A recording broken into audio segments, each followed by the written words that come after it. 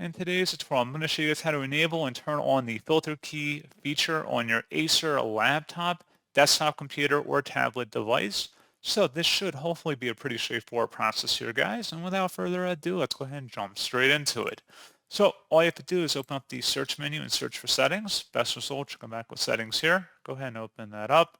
Select accessibility on the left panel, and then on the right side, scroll down underneath interaction and select keyboard.